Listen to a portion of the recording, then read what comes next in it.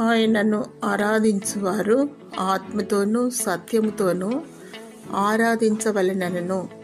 యోహాను సువార్త 4:24. దేవుడు ఆత్మయ్యున్నాడు, ఆరాధనలకు యోగ్యుడు, స్తుతింపదగినవాడు, పూజార్హుడు, స్తోత్రార్హుడు, సమీపించరాని తేజస్సులో ఉండువాడు.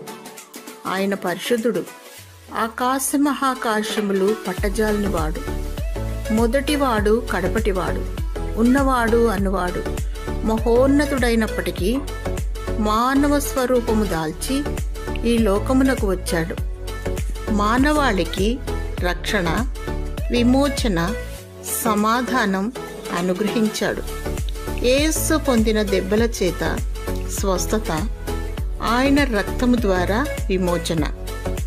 దేవుడు నీకు రక్షణ, స్వస్థత, సమాధానము, సంతోషము అనుగ్రహించునుగాక. ఆమేన్.